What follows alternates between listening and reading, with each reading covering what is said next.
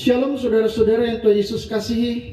Selamat bertemu kembali dengan saya di dalam khotbah online GPJ Anugerah Bermazmur 17 Januari 2021. Mari kita berdoa meminta hikmat dan pencerahan dari Roh Kudus agar kita mengerti apa yang Tuhan mau sampaikan untuk kita hari ini. Tuhan, terima kasih untuk anugerah-Mu yang besar dan luar biasa, sehingga hari ini Tuhan kami boleh tetap bersekutu dengan Tuhan. Kami boleh tetap bersama-sama dengan Tuhan di dalam kondisi dan keadaan apapun. Juga para pendengar yang saat ini sedang terhubung, biarlah Tuhan kiranya kasih karunia-Mu menyertai mereka dan memberkati mereka, dan menyiapkan mereka hari ini untuk benar-benar menerima dan mendengar firman-Mu, dan mereka boleh diberkati untuk memberkati. Terima kasih Bapa, terima kasih Tuhan. Urapi firman-Mu supaya boleh memberkati kehidupan kami, membuat kami bertumbuh, membuat kami berbuah bagi kemuliaan nama Tuhan. Kuduskan kami, sucikan kami, layakkan kami. Terima kasih Bapa, kami mengandalkan Engkau, kami membutuhkan Engkau saat ini. Terpujilah nama-Mu di dalam nama Yesus. Haleluya, amin. Saudara-saudara yang dikasihi Tuhan, saya percaya bahwa hari-hari ini ada banyak orang sedang menghadapi situasi gawat dan situasi krisis. Tapi yang saya percaya adalah bahwa orang-orang yang benar, orang-orang yang mengasihi Tuhan, orang-orang yang percaya dan terus memiliki hubungan kuat dengan Tuhan akan senantiasa ada di dalam penyertaan dan pertolongan perlindungan Tuhan. Hari ini saya mau sampaikan satu tema firman Tuhan, yaitu ajar aku berdoa. Saudara-saudara, baru-baru ini Indonesia berduka atas jatuhnya pesawat Sriwijaya di Kepulauan Seribu. Tapi ternyata ada bencana lain, yakni gempa di Majene, Sulawesi Barat, tanggal 15 Januari 2021 dengan kekuatan 6,2 magnitudo. Dan itu masih ada gempa susulan di Mamuju. Maka saudara-saudara, dari banyaknya bencana dan peristiwa buruk yang terjadi, secara otomatis akan lahir yang namanya kekhawatiran yang membuat orang mulai mencari Tuhan dan berdoa. Dan doa ini adalah jalan bagi orang-orang untuk meminta pertolongan dan jalan keluar dari masalah, kekhawatiran, ketakutan terhadap bahaya-bahaya yang ada di depan mereka, dan termasuk bahaya-bahaya yang masih membayang-bayangi hidup mereka di masa depan. Jadi ketakutan-ketakutan ini seperti sebuah film seri yang terus bersambung menghiasi perjalanan hidup manusia. Dan tentu saja itu mungkin akan berhenti pada saat akhir dunia nanti. Itu sebabnya sebagai orang yang percaya kepada Tuhan, kita juga pasti akan berdoa. Dan doa adalah jembatan untuk berhubungan dengan Tuhan melalui iman. Karena tidak mungkin kita berhubungan dengan Tuhan yang tidak kelihatan. Kita akan berdoa di udara yang kosong, tidak ada apa-apanya. Tapi iman membuat doa kita itu sampai kepada pribadi yang maha tinggi, pribadi Sang Maha Kuasa yang memiliki segala sesuatunya. Maka saudara-saudara, biasanya ketika di dalam keadaan-keadaan panik, sulit, bermasalah, dan ketika kita mulai berdoa, kita akan mengangkat iman kita ke level yang paling tinggi. Kita akan mengangkat iman kita setinggi-tingginya dengan mengimani ayat-ayat firman Tuhan sebagai pendukung. Seperti apa? Matius pasal 7 ayat 7 dan 8. Ini ayat-ayat favorit yang saya akan sampaikan. Di dalam ayat yang ke-7 dikatakan, mintalah maka akan diberikan kepadamu, carilah maka kamu akan mendapat, ketoklah maka pintu akan dibukakan bagimu. Karena setiap orang yang meminta menerima, dan setiap orang yang mencari mendapat, dan setiap orang yang mengetok baginya pintu dibukakan. Tentu ini merupakan sebuah janji yang menguatkan iman, membuat pengharapan kita menjadi segar kembali. Apalagi ketika firman Tuhan berkata di dalam Efesus pasal 3 ayat yang ke-20, bagi dialah yang dapat melakukan jauh lebih banyak daripada yang kita doakan atau pikirkan, seperti yang ternyata dari kuasa yang bekerja di dalam kita. Jadi saudara-saudara, kalau kita meminta, kita akan memperoleh. Kita mencari, kita mendapat, mengetuk pintu-pintu dibukakan. Wow, doa kita luar biasa. Bahkan firman Tuhan berkata, Tuhan akan membuat kita menerima jauh lebih banyak dari apa yang kita doakan dan yang kita pikirkan. Karena seperti itulah Bapa kita, Dia adalah Allah, Dia adalah Tuhan yang sangat murah hati. Dan itu seperti yang ternyata dari kuasa yang bekerja di dalam kita. Di dalam doa itu ada kuasa. Kalau di dalam doa tidak ada kuasa, maka tidak ada artinya sama sekali kita berdoa. Karena itu hanya sekedar sebuah pengulangan kata-kata atau sebuah rangkaian kalimat yang sangat bagus. Tapi itu tidak ada artinya sama sekali. Tetapi karena di dalam doa ada kuasa, maka kita tahu bahwa kuasa itu bekerja di dalam kita.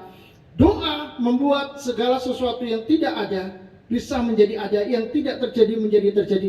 Karena Tuhan sang sumber pendengar dan penjawab doa melakukan sesuatu di dalamnya. Itu sebabnya saudara-saudara, hati kita akan berbunga-bunga. Karena Bapa kita bukan saja berkuasa mengabulkan doa, melainkan Dia juga murah hati menjawab doa-doa kita. Lalu kita bisa katakan, Tuhan itu luar biasa. Puji Tuhan. Tapi bagaimana jika ketika kita lagi bergumul di dalam doa, kita mendapatkan ayat seperti ini? Yesaya pasal 1 ayat yang ke-15. Apabila kamu menadahkan tanganmu untuk berdoa, aku akan memalingkan mukaku. Bahkan sekalipun kamu berkali-kali berdoa, aku tidak akan mendengarkannya, sebab tanganmu penuh dengan darah. Saudara-saudara, kita dipertemukan dengan kenyataan bahwa Tuhan bukan saja mengabulkan doa, tetapi Dia juga tidak menjawab doa meskipun berulang kali kita berdoa, kata firman Tuhan. Artinya ada doa yang tidak mungkin dikabulkan, dan itu harga mati. Sampai di sini pasti kita melihat, wah, ngeri benar. Kalau doa kita termasuk yang tidak didengar, yang tidak dikabulkan, karena Tuhan sedang marah. Jadi saudara-saudara, Tuhan itu menjawab doa, mengabulkan doa, sekaligus juga menolak doa. Ini membuat pengenalan akan Tuhan menjadi lengkap bagi kita. Kalau kita mengerti semua yang Tuhan katakan di dalam firman-Nya tentang doa. Kalau kita cuma tahu satu sisi saja, maka kita akan kelewatan hal yang lain yang begitu sangat penting untuk kita ketahui. Puji Tuhan. Yang jelas istilah Tuhan menolak doa ini jarang kita dengar, betul nggak? Kita itu biasanya paling dengar, beratnya menyebutnya Tuhan belum menjawab doa, atau Tuhan tidak menjawab doa. Tapi kalau Tuhan menolak doa, itu tajam, kasar. Apakah Tuhan sekasar itu? Saudara-saudara, Alkitab memberitahu kita bahwa Tuhan benar-benar menolak doa dengan tegas dan sangat-sangat keras.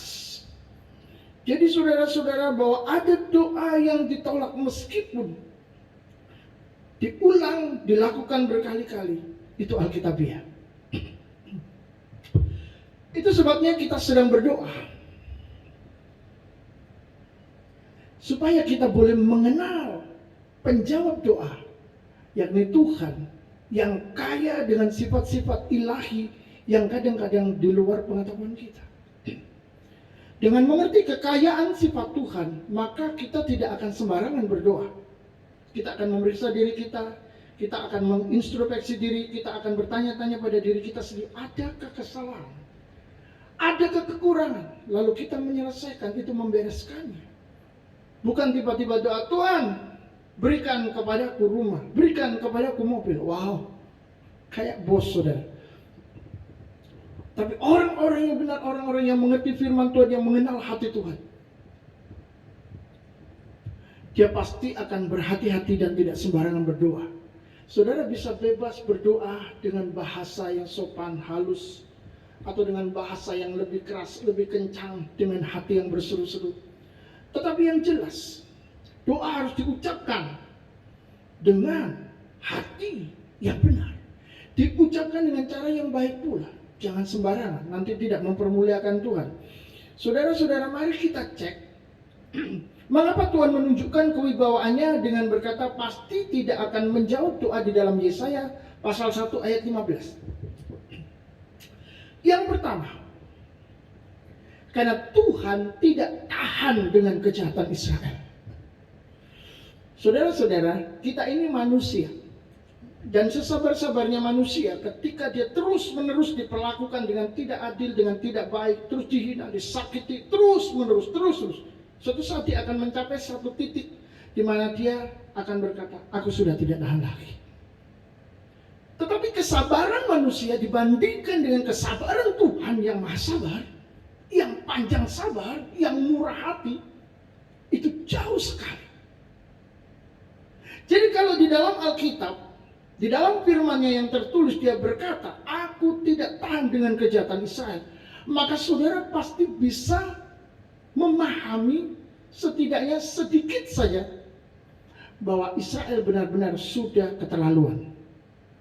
Kalau Tuhan sampai tidak tahan kepada kita, maka saudara perlu mengerti bahwa kita sudah sangat keterlaluan dengan Tuhan. Kenapa? Karena sejelek-jeleknya kita, sekurang-kurangnya kita, selemah-lemahnya kita, sebodoh-bodohnya kita, orang bilang sendableng-dablengnya, sekurang ajarnya kita, kalau kita lakukan itu kepada Tuhan, Tuhan itu tetap Allah yang maha sabar. Tapi kalau sampai dia tidak tahan, itu berarti kita memang sudah keterlaluan, kelewat batas. Batasnya siapa? Batasnya Tuhan. Ketika kita sudah melewati batas toleransi Tuhan, maka Tuhan akan turun. Dan Tuhan akan menghajar dan menghukum. Saudara-saudara yang dicintai Tuhan, di dalam Yesaya pasal 1 ayat yang ke-13, Tuhan berkata begini, jangan lagi membawa persembahanmu yang tidak sungguh, sebab baunya adalah kecicikan bagiku. Kalau kamu merayakan bulan baru dan sabat atau mengadakan pertemuan-pertemuan, aku tidak tahan melihatnya. Karena perayaanmu itu penuh kejahatan. Dari ayat ini, kita melihat, kalau di dalam kehidupan kita sekarang ini, lalu ketika kita berdoa dan Tuhan tidak menjawab kita, jangan-jangan mungkin kita sedang hidup di dalam kejahatan, baik dalam hati, dalam pikiran, maupun di dalam tindakan perbuatan. Maka saudara-saudara, kita akan membuat Yakobus pasal 5 ayat yang ke-16 artinya menjadi jelas. Karena itu hendaklah kamu saling mengaku dosamu dan saling mendoakan supaya kamu sembuh. Doa orang yang benar bila dengan yakin didoakan sangat besar kuasanya. Doa orang benar jika dengan yakin, jika dengan iman dilakukan, akan sangat besar kuasanya. Firman Tuhan tidak mengatakan bahwa doa orang yang berlama-lama, doa orang yang berpuasa, atau doa yang lain. Tapi doa orang benar jika dengan iman dilakukan, besar kuasanya. Dari sini kita melihat bahwa yang Tuhan tuntut di dalam doa kita selain iman adalah hidup benar menurut kehendaknya. Hidup di dalam ketaatan kepada Tuhan. Sebuah kehidupan yang dipersembahkan untuk Tuhan. Kehidupan yang tidak serupa dengan dunia ini, dan kehidupan yang tidak bersahabat dengan dunia ini. Sebab persahabatan dengan dunia adalah perseteruan dengan Allah. Jadi kita mulai mengerti sekarang, kalau kita berdoa harus seperti apa? Seperti tema firman Tuhan hari ini, ajar aku berdoa.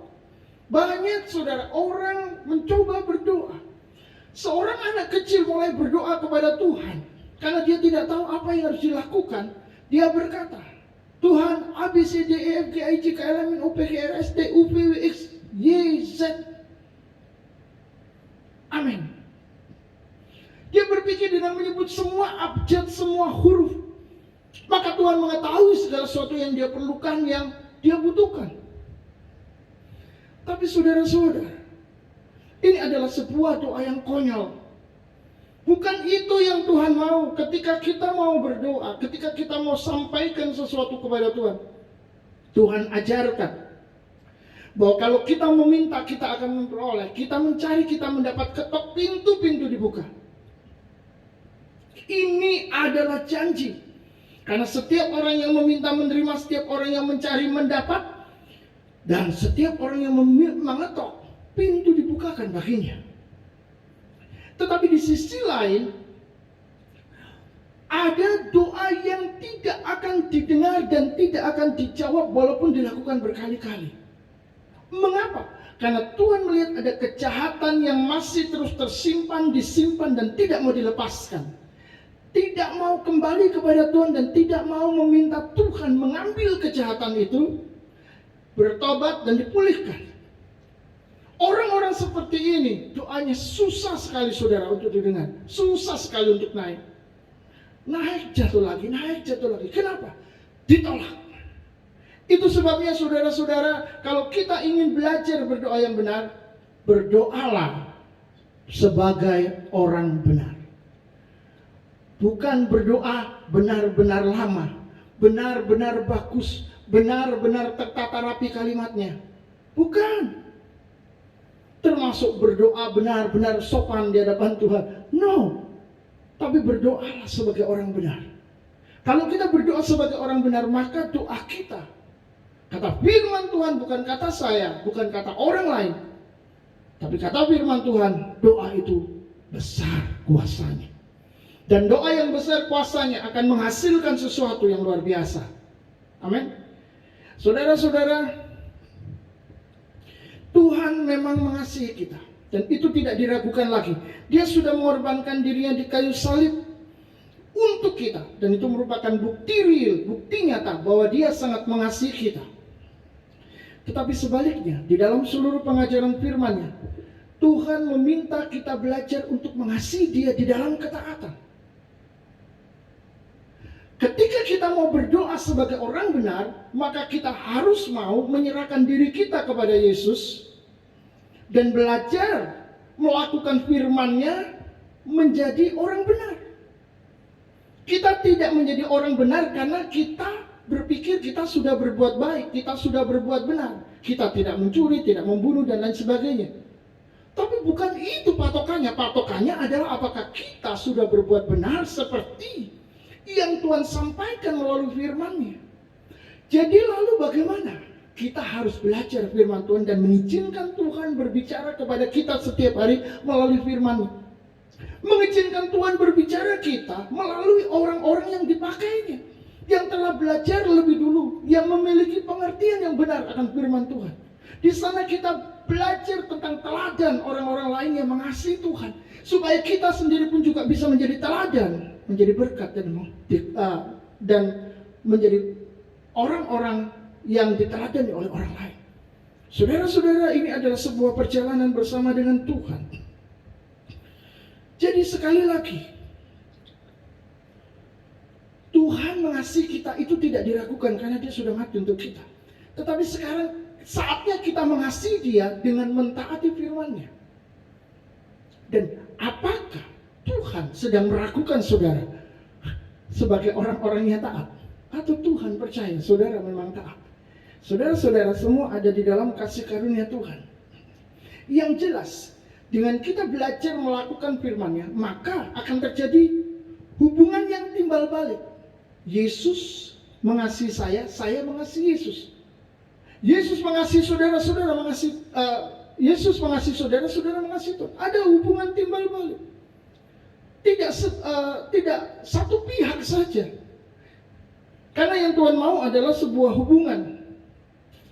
Di dalam Yohanes 14 ayat 15 firman Tuhan berkata, atau Yesus berkata, "Jikalau kamu mengasihi aku, kamu akan menuruti segala perintah-perintahku."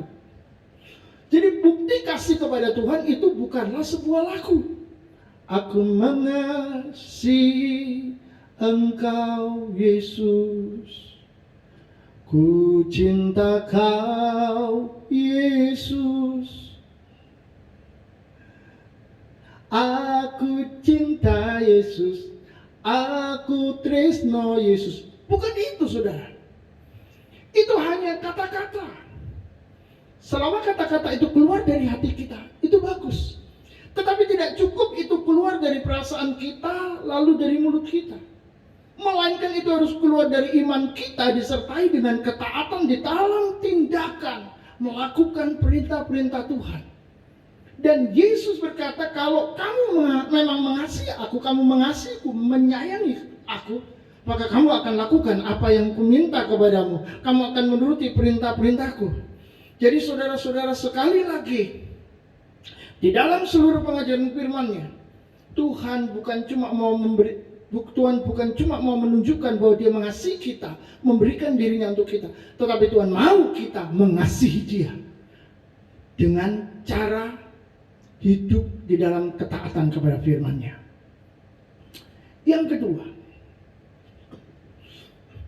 mengapa Tuhan tidak menjawab doa? Saudara-saudara, ibadah Israel itu tidak menyenangkan Tuhan, tapi justru menjadi beban bagi Tuhan.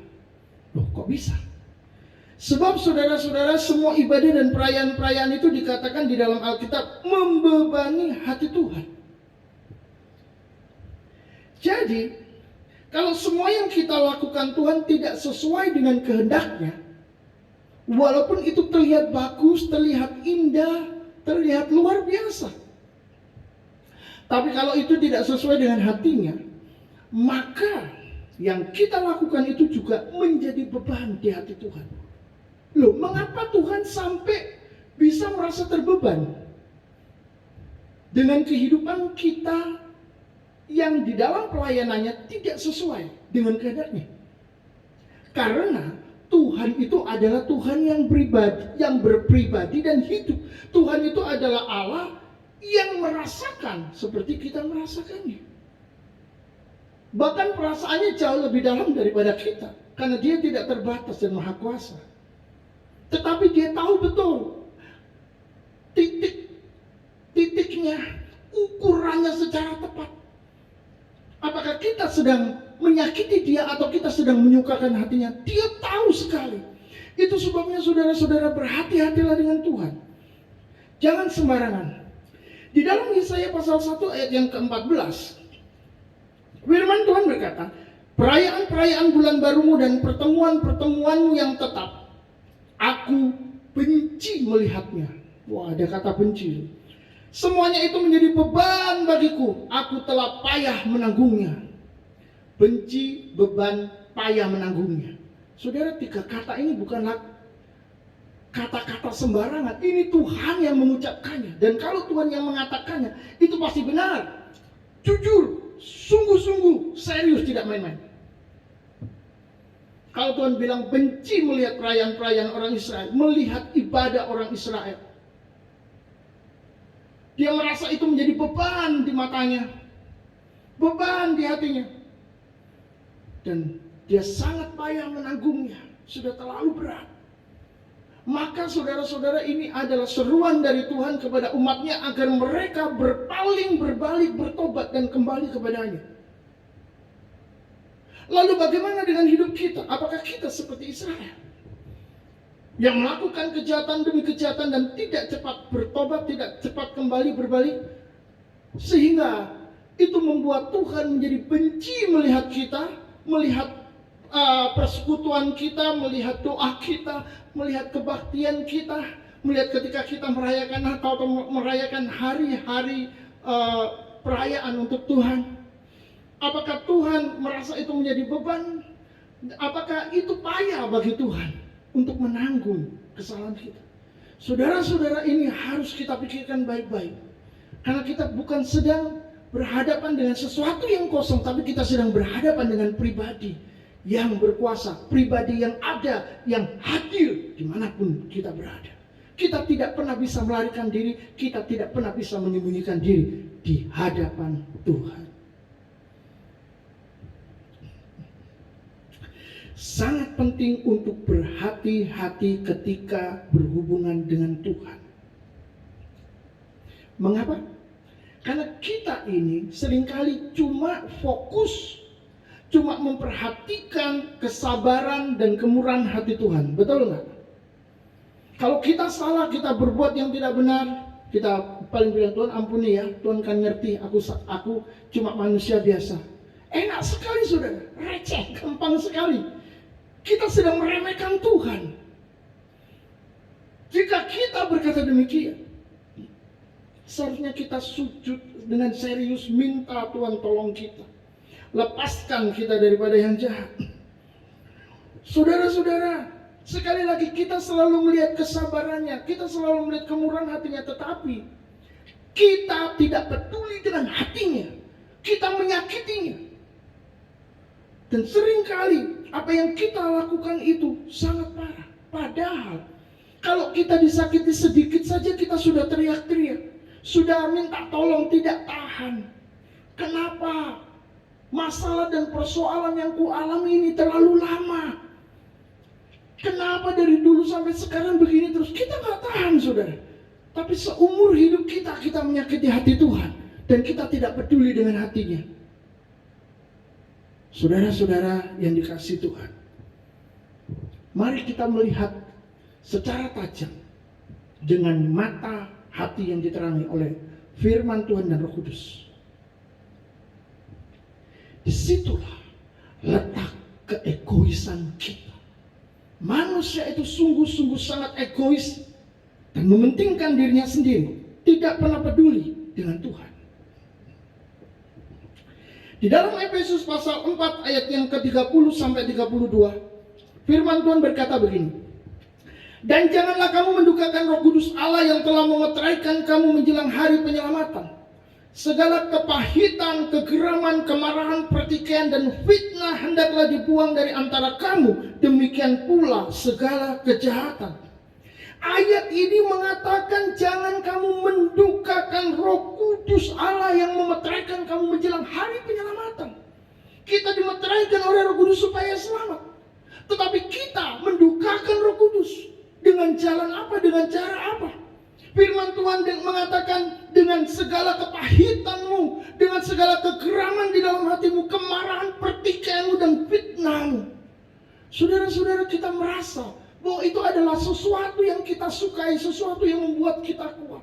Rasanya kalau kita marah atau plak-plok, kita pukul, kita hancurkan semua orang. Oh, kita powerful, kita kuat, kita hebat, kita luar biasa. Wow, dahsyat men. Itu sebabnya orang ingin menjadi superhero, memiliki kekuatan yang luar biasa dan tidak terduga. Tapi sadarkah kita bahwa Tuhan berkata, justru di dalam kekuatanmu untuk melakukan hal-hal itu, di dalam kegeraman, di dalam pertikaian, di dalam kemarahan, aku tidak berkenan. Engkau mendukakan hatiku, mendukakan Roh Kudusku. Roh Kudus adalah adalah Tuhan yang pribadinya begitu lembut, begitu dalam penuh kasih. Sehingga saudara-saudara, hal itu menyakiti hati Tuhan. Tanpa terasa kita berpikir, kita berdoa, kita sedang berkenan, kita berdoa dan kita berkenan kepada Tuhan. Tapi sebenarnya Tuhan melihat kita, Dia berkata, aku benci melihatmu. Kamu menjadi beban di mataku, di hatiku. Aku payah menanggungmu karena kamu tidak cepat berubah, tidak cepat bertobat untuk menjadi anak-anak Allah. Kamu masih terus hidup di dalam keinginan-keinginan dagingmu, di dalam kekeraman, kepahitan, kebencian, dan engkau tidak mau mengampuni. Saudara-saudara, ini adalah sesuatu yang sangat menakutkan. Lalu apa yang harus kita lakukan?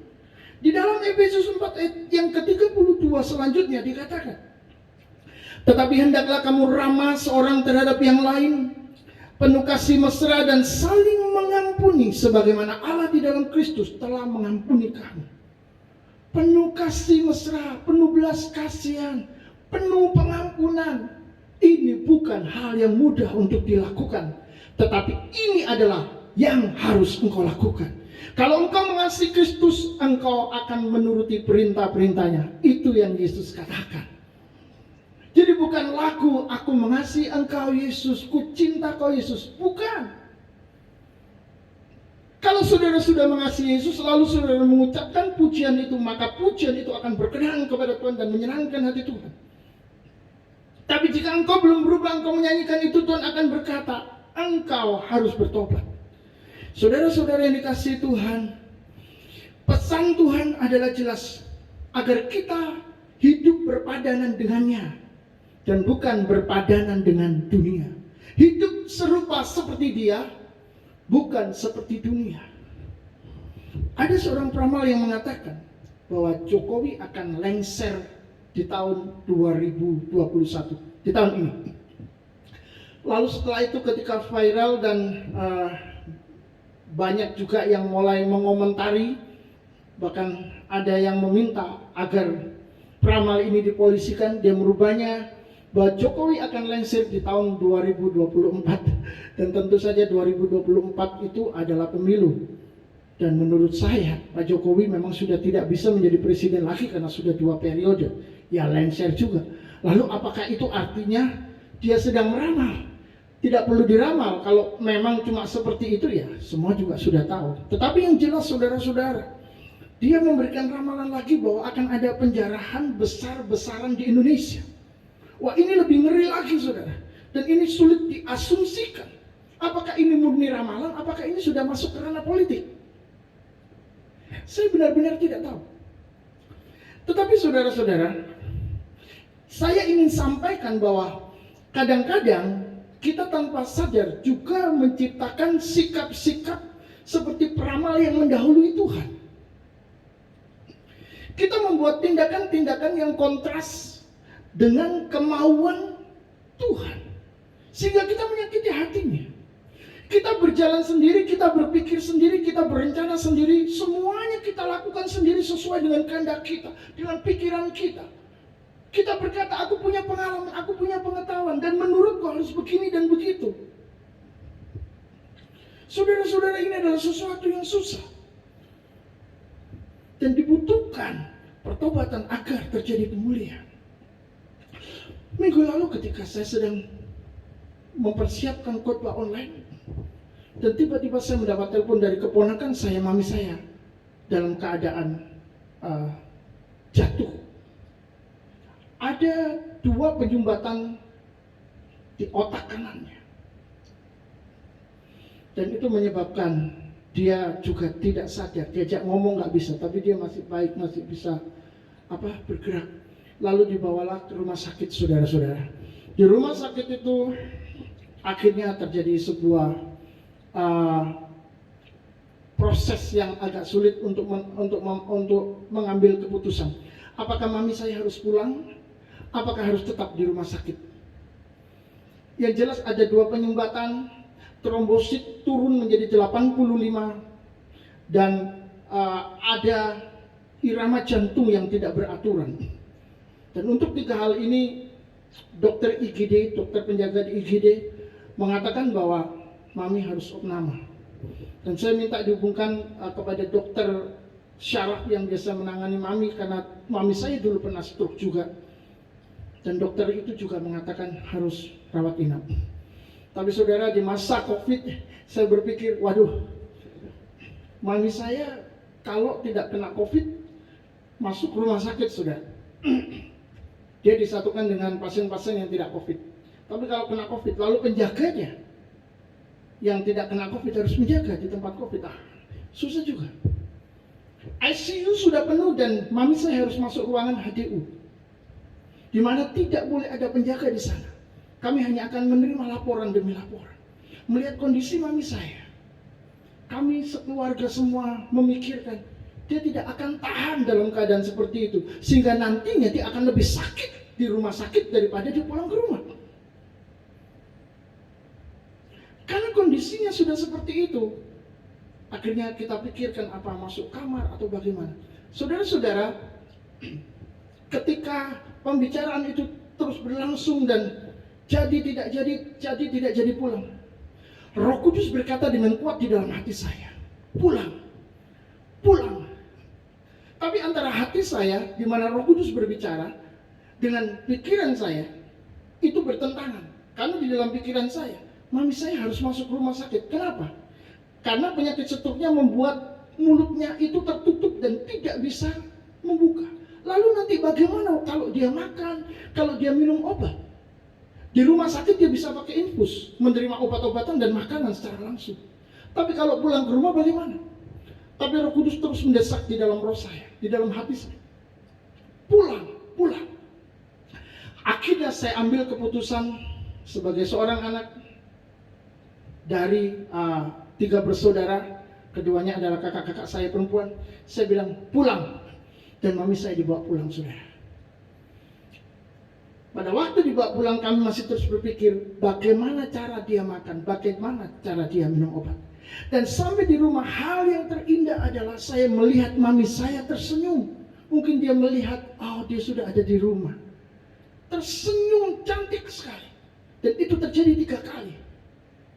Kami bersuka cita. Tapi pada waktu kami memberikan makanan, kami memberikan minuman, susahnya setengah mati. Dan itu tetap menjadi sebuah tantangan, menjadi sebuah pertanyaan. Bagaimana ini nanti? Tuhan bilang pulang, tapi keadaan kondisinya begini. Saudara-saudara, hari pertama berjalan dengan tidak mulus. Tapi makanan masih bisa masuk sedikit-sedikit, pakai sendok, minuman pakai sendok. Tapi itu muntah lagi. Hari kedua masih tidak bisa. Hari ketiga pagi hari, saya kaget ketika minum susu pakai sedotan plastik. Dia bisa minum susu itu begitu cepat. Saya kaget. Siangnya dia bilang makan, karena melihat di meja makan ada makanan. Lalu akhirnya saya ambilkan pukis saudara di tangan kanannya, dan dia angkat, dia makan pukis itu. Itu pukis penuh sudah habis. Lalu saya ambilkan minum, saya minumkan langsung pakai gelas dan tanpa sedotan. Bisa, dan puji Tuhan. Hari ini kesadarannya semakin pulih, diajak ngomong bisa, dia sudah bisa menanggapi, oke, saya rasa sudah 90%. Pikirannya normal.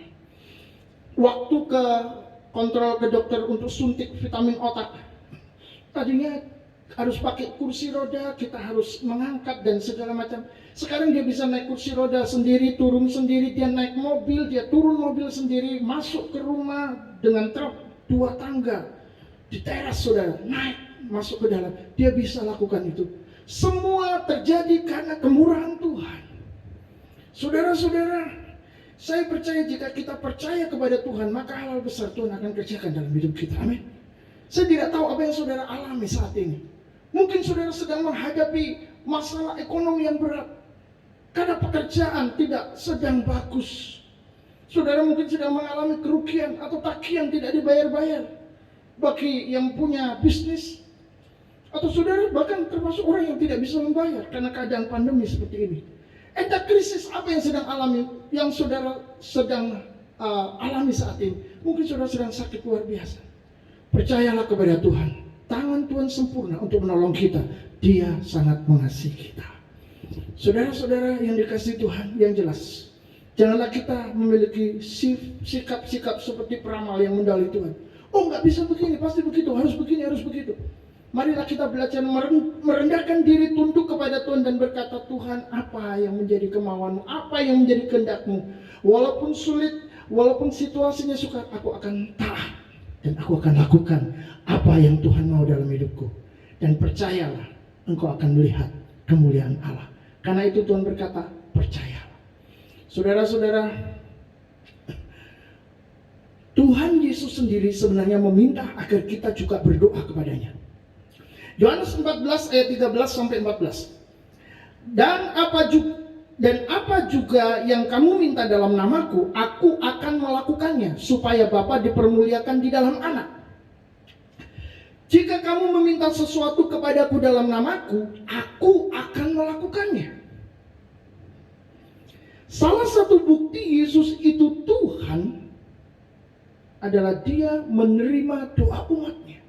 Bahkan dia menyuruh umatnya berdoa dalam namanya. Dia berkata, jika kamu meminta sesuatu kepadaku dalam namaku, aku akan melakukannya. Berdoalah kepadaku, aku akan melakukannya. Saudara-saudara, di dalam Alkitab tidak ada satu ayat pun bahwa para nabi, para rasul, atau siapapun juga memerintahkan umat meminta kepadanya berdoa dalam namanya. Enggak ada. Di dalam seluruh Alkitab boleh dibaca dari kitab Kejadian sampai kitab Wahyu terakhir. Tidak ada sama sekali. Tapi Yesus berkata, mintalah kepadaku, berdoalah dalam namaku, aku akan melakukannya. Dia tidak berkata, aku akan meminta Bapa melakukannya untukmu. Enggak. Dia berkata, aku yang akan melakukannya. Mengapa? Karena dia adalah Tuhan yang sama seperti Bapa. Setara. Saudara-saudara, di dalam Alkitab Yesus memerintahkan agar doa dinaikkan kepada pribadi Tritunggal. Kalau saudara membaca Matius pasal 6 ayat 9 sampai 13, saudara akan menemukan doa Bapa kami. Dan Yesus mengajar, berdoalah begini, Bapa kami yang ada di dalam surga. Atau di dalam Matius 6 ayat 6, berdoa kepada Bapa dengan tersembunyi, tutup kamarmu, tutup pintu kamarmu. Saudara-saudara, Yesus mengajar kita berdoa kepada Bapa. Itu yang pertama. Dan yang kedua, Yesus mengajar kita berdoa di dalam nama Roh Kudus. Di dalam Matius 28 ayat yang ke-19, dia berkata, pergilah ke seluruh dunia, jadikanlah semua bangsa itu muridku dan baptiskanlah mereka dalam nama Bapa, Putra, dan Roh Kudus. Di dalam formula baptisan itu adalah sebuah doa. Itu sebabnya orang yang dibaptis didoakan dalam nama Bapa, Putra, dan Roh Kudus. Yesus mengajar berdoalah dalam Roh Kudus. Tadi Bapa, sekarang Roh Kudus. Dan yang ketiga, dia berkata, berdoalah dalam namaku. Di dalam namanya sendiri. Di Yohanes 14 ayat 13 sampai 14 tadi. Jadi saudara-saudara, mempelajari tentang doa di dalam Alkitab itu akan sangat panjang dan tidak cukup tentunya waktunya hari ini kalau dijabarkan semuanya. Tetapi yang perlu kita ketahui secara singkat adalah yang pertama, sebagai orang yang percaya, kita sadar bahwa kita tidak mampu hidup sendiri, kita tidak mampu berjalan sendiri. Kita membutuhkan Tuhan. Dan jembatan untuk bertemu dengan Tuhan adalah di dalam doa dan iman. Di dalam doa, kita bersekutu dan meminta pertolongan. Jadi kalau saudara sedang berada di dalam masalah dan persoalan, saudara sedang membutuhkan Tuhan, berdoalah.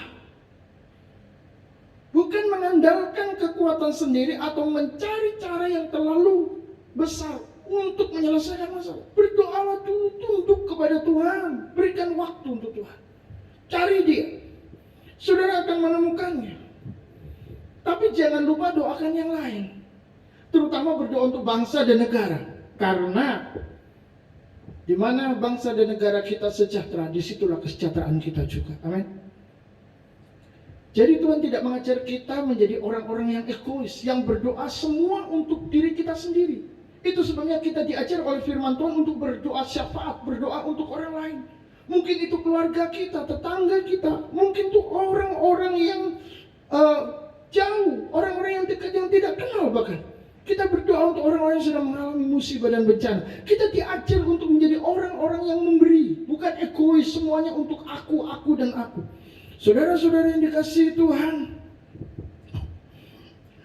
orang yang egois akan mengedepankan kehendak pribadinya dan bukan memprioritaskan kehendak Tuhan. Hari ini kita belajar juga bahwa untuk berdoa, selain berdoa untuk orang lain, kita harus berdoa sesuai dengan kehendak Tuhan. Ajaran Tuhan Yesus di dalam berdoa adalah, jadilah kehendakmu dan bukan kehendakku. Maukah kita berdoa dan berkata, jadilah kehendak-Mu Tuhan dan bukan kehendakku? Saudara, mari belajar untuk tidak menjadi egois di dalam doa. Karena doa yang tidak egois adalah doa yang berkenan kepada Tuhan. Dan doa yang berkenan kepada Tuhan adalah doa yang didengar oleh Tuhan. Yang kedua, Pengenalan akan Tuhan di dalam doa adalah sangat penting. Bahwa Tuhan tidak selalu mendengar dan menjawab doa, tetapi juga menolak doa orang-orang yang bertentangan dengan hatinya, bertentangan dengan firman-Nya, bertentangan dengan pribadinya. Jadi jangan naif. Jangan menganggap diri pintar, hebat, baik, lalu berdoa seakan-akan Tuhan pasti mendengar doa kita. Tidak bisa seperti itu. Mengapa saudara-saudara?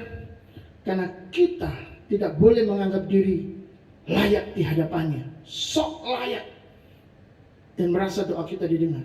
Melainkan kita harus rendah hati dan hidup di dalam ketaatan kepada firman-Nya, supaya kita mendapatkan iman untuk dilayakkan sebagai anak-anak kekasih yang menerima jawaban doa.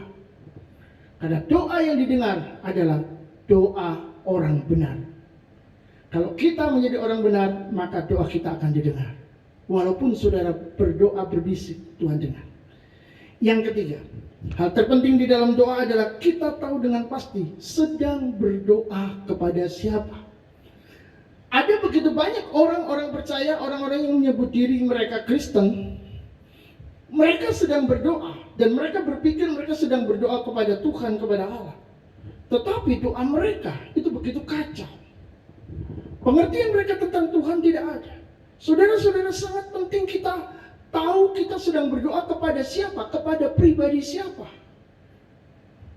Karena di dalam kehidupan berbangsa itu ada begitu banyak kepercayaan, ada begitu banyak Tuhan yang dipercaya oleh masing-masing. Nah, kita sedang berdoa kepada siapa? Kalau saudara berkata saya berdoa kepada Yesus, Yesus yang mana? Itu sebabnya setidaknya kalau saudara ingin doa saudara benar, saudara harus membaca firman Tuhan. Tidak bisa tidak.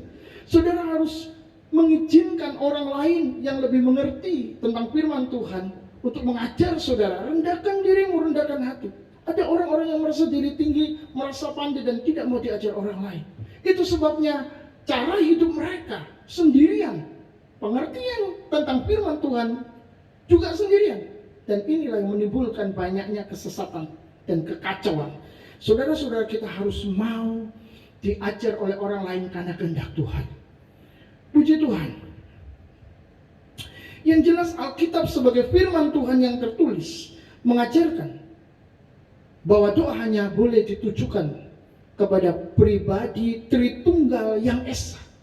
Tritunggal yang satu, yaitu kepada Bapa dan Putra dan Roh Kudus, di mana ketiganya adalah satu asal, satu hakikat ilahi, satu visi dan setara di dalam kemuliaan, hormat dan kuasa.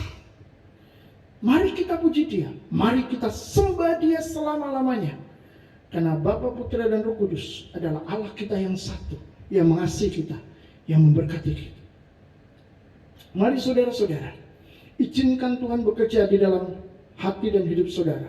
Mungkin selama ini saudara termasuk orang-orang yang bingung, saya harus berdoa bagaimana?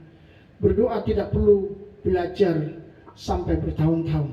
Asal saudara mengenal pribadi Yesus, saudara mengetahui Yesus selalu bersama-sama dengan Bapa karena Dia adalah Sang Firman yang bersama-sama dengan Allah. Dan Sang Firman itu telah menjadi manusia dan Dia mengutus Roh Kudus kemudian. Selain Bapa mengutus Roh Kudus, Yesus mengutus Roh Kudus menjadi seorang penolong yang lain untuk kita. Dan saudara-saudara, ketiga-tiganya satu, selalu bersama-sama. Mari kita berdoa kepada Bapa, Putra dan Roh Kudus. Berdoa kepada Allah yang satu yang setia yang mengasihi kita. Tuhan Yesus, terima kasih. Biarlah kebenaran firman-Mu ini boleh menjaga dan melindungi umat-Mu, anak-anak-Mu, untuk terlibat di dalam doa yang benar, doa yang sungguh-sungguh, doa yang serius, doa yang tidak jemu-jemu. Dan mereka menerima sesuai dengan iman mereka. Karena barang siapa meminta, memperoleh, barang siapa mencari mendapat, dan barang siapa mengetuk pintu akan dibukakan baginya. Maka kami percaya Tuhan, bahwa hari ini kalaupun Tuhan menolak doa orang-orang yang bertentangan dengan hati-Mu, tapi kami percaya Engkau akan mendengar dan menjawab doa kami yang mengasihi Engkau, yang taat di dalam firman-Mu. Terpujilah nama-Mu Tuhan, di dalam nama Yesus. Amin. Tuhan memberkati saudara. Dan saya percaya ketika kita berdoa, kita bertemu dengan Tuhan, dan Tuhan akan menjawab mendengar doa kita. Amin. Tuhan memberkati.